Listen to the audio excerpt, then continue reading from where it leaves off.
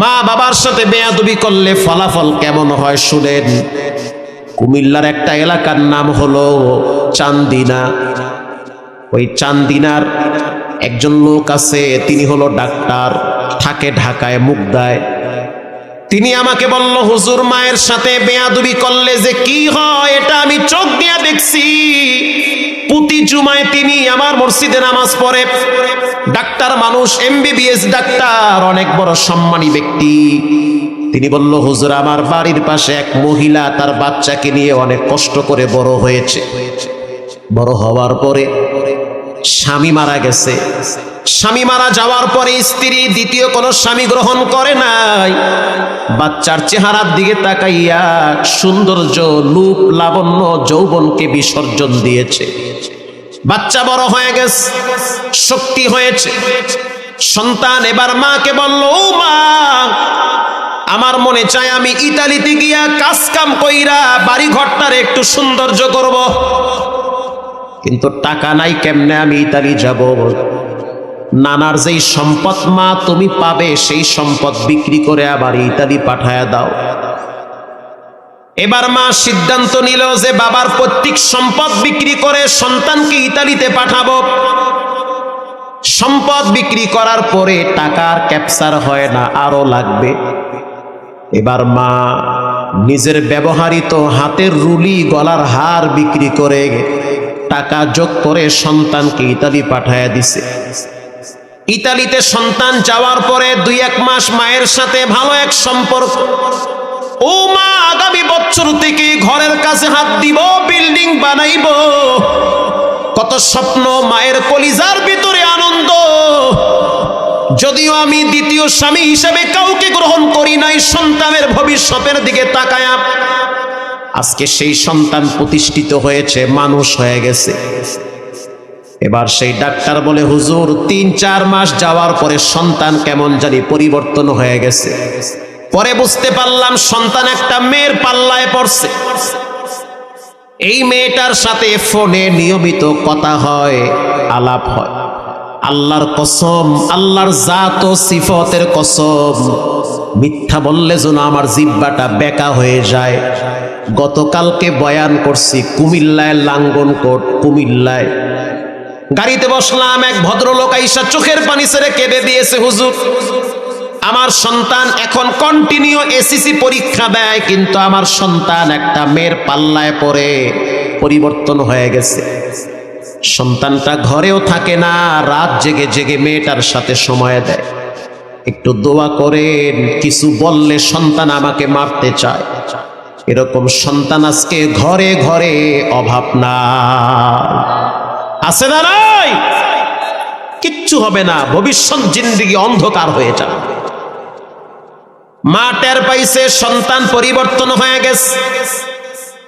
কিছুদিন পরে সন্তান গোপনে ওই মেয়েটাকে বিবাহ করেছে। মেয়েটা বলেছে, বিবাহ বসতে পারি, শর্ত একটা, যে তুমি আমাদের বাড়িতে আসবে, টাকা পয়সা যা কামাই করবে আমার হাতে দিবে, তোমার মায়ের সাথে সম্পর্ক রাখতে পারবে না। ছেলেটা মেয়ের প্রেমে অন্ধ হয়ে গেছে, মানসিক প্রতিবন্ধী হয়ে গেছে, ভালোবাসার জোয়ার চলে আসছি, একা একা বাংলাদেশে চলে আসছে, গোপনে বিবাহ করেছে। বিবাহ করার পরে শ্বশুর বাড়িতে কিছুদিন থাকলো। এরপরে শ্বশুর শাশুড়ি স্ত্রী সহ এয়ারপোর্টে সন্তানটাকে আগায় দিছে, যাও ইতালিতে নিরাপদে যাও। কারণ শ্বশুর শাশুড়িও টের পাইছে টাকার গাছ, মসমসা টাকা কামাই করে, এরই তো দরকার। কথা ঠিক না ব্যাঠি? এরই তো দরকার। এবার সন্তান বিদেশে যাওয়ার পরে নিয়মিত শ্বশুর শাশুড়ির সাথে যোগাযোগ, মায়ের সাথে সম্পর্ক নাই।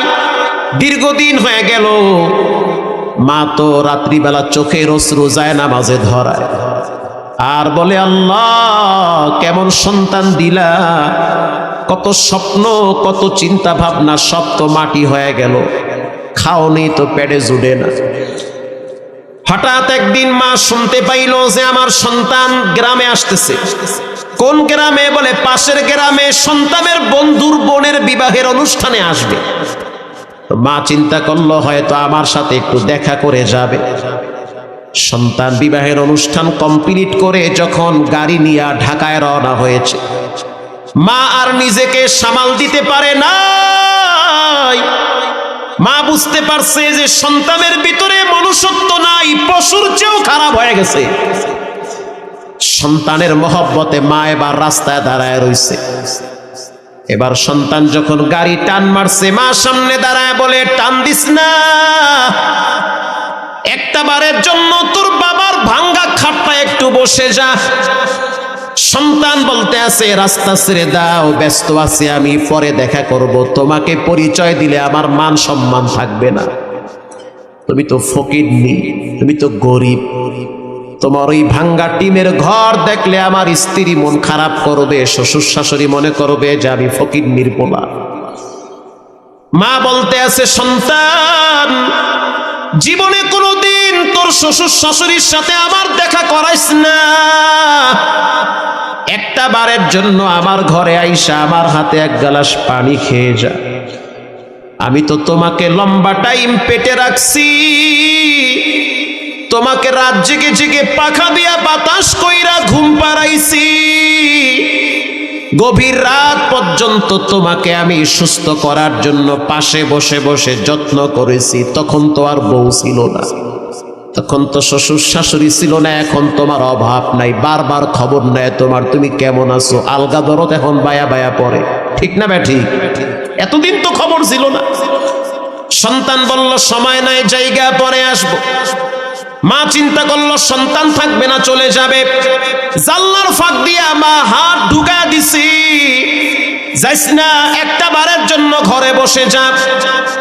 সন্তান এমন নিষ্ঠুর পাশাদ, মাকে এমন জোরে একটা ধাক্কা মারছে, গাছের সাথে গিয়া মা পড়ে গিয়েছে। বাড়ি খাওয়ার সাথে সাথে মায়ের কপালে প্রচন্ড আঘাত পাইছি, রক্ত বায়া বায়া পড়ছে। তারপরেও মা চিল্লায় চিল্লায় বলতে আছে, আল্লাহ ও আমারে যদিও কষ্ট দিছে, তুমি রাগ কইরা ওরে কষ্ট দিও না। যদিও আমার কপাল থেকে রক্ত ঝরাইছে, তুমি রাগ কইরা শাস্তি দিও না, কারণ সমস্ত কিতাব হাদিসে লেখা মাকে কষ্ট দিলে বেশি দিন আরামে টিকতে পারে না। সন্তান তো বিদেশে চলে গেল, এদিকে মা যাযাবরের মতো জীবন পার করতেছে ঘরে।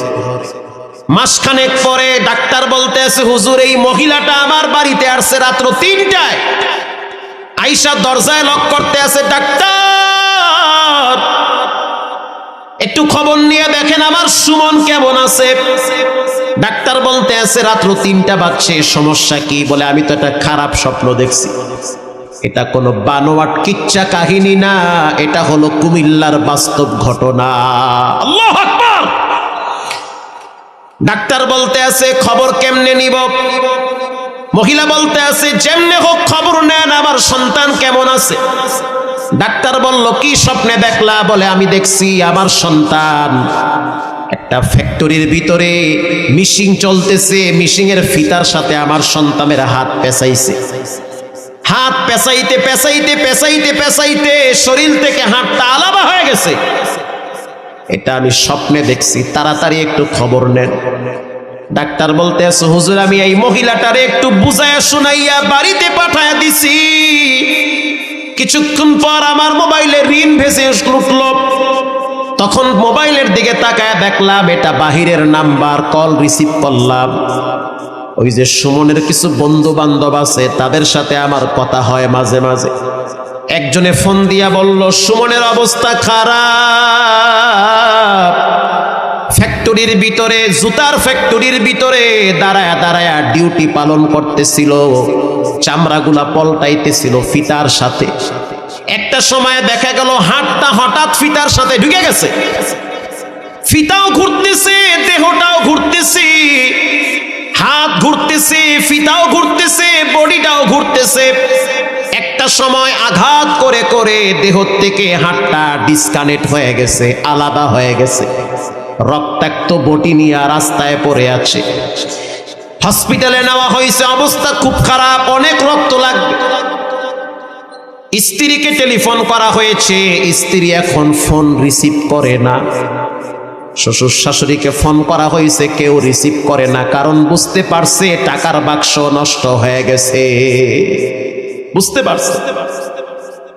প্রিয় ভাইরা আমার, সকালবেলায় মহিলার কাছে গিয়া বলল, মা টেনশন করবেন না, দোয়া করেন, দুর্ঘটনা ঘটছে ঠিক।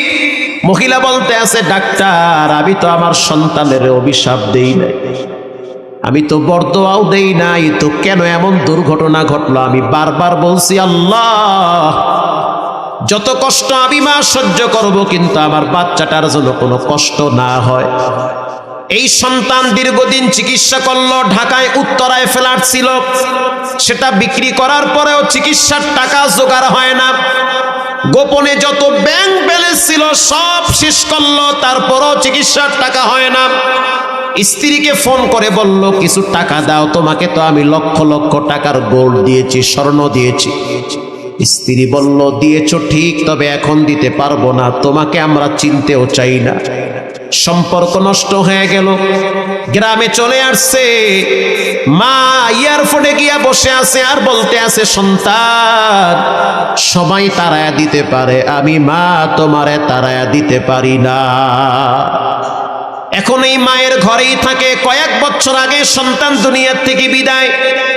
সবে বরাতের রাত, ও মা বাবার অবাধ্য সন্তান, যারা বেয়াদবি করেছো, যাদের উপরে মা বাবা কষ্ট নিয়ে আসে, গোপনে মাপ চাও, তা না হলে সুন্দর জীবন টিকবে না, এলোমেলো হয়ে যাবে, ভবিষ্যৎ অন্ধকার হয়ে যাবে। যাদের টাকনুর নিচে প্যান্ট আছে তাদের দোয়া কবুল হবে না। সবে বরাতের রাত্রে তাদের ক্ষমা নাই, যাদের টাকনুর নিচে ইজারি ফিন্নার। আল্লাহর রসুল বলেন, যারা টাকনুর নিচে লঙ্গি পরে, প্যান্ট পরে, এটা ডাইরেক্ট জাহান্নামে পাঠায় দিবেন কে? হঠাৎ ঝুলে গিয়েছে এক হিসাব, বা হঠাৎ প্যান একটু নিচে নেমে গিয়েছে, টাকনুর নিচে ঝুলতেছে আর এক হিসাব। কন্টিনিউ সৌন্দর্য বাড়াবার জন্য টাকনুর নিচে প্যান ঝুলে আছেন, পায়ে হাত দিয়ে বলি এটা জায়েজ নাই, হারাম। পায়ের নিচের অংশটুকুন ডাইরেক্ট জাহান্নামে যাবে। হাদিসে আসছে, ইজারি ফিন্নার, ডাইরেক্ট জাহান্নামে যাবে ওটা। নাউজুবিল্লাহ বলেন। বেঁচে থাকেন এগুলোর থেকে। শবে বরাতের রাত্রে হত্যাকারীর কোনো ক্ষমা নাই। প্রিয় ভাইয়েরা আমার, এর জন্য পাক্কা নিয়ত করে নেন, এখানে অনেক মা বাবার অবাধ্য সন্তান আছেন, যারা কোনোদিন মা বাবার সাথে আর বেয়াদবি করবেন না, আল্লাহর সাথে কখনোই শিরিক করবেন না, জীবনে নামাজ ছাড়বেন না, হারাম খাবেন না, আব্বা আম্মার সাথে দুরাচরণ করবেন না। দিলটা যদি নরম থাকে, তওবার নিয়াইতে দুইটা হাত আল্লাহকে দেখায় দেন, জীবনে একবার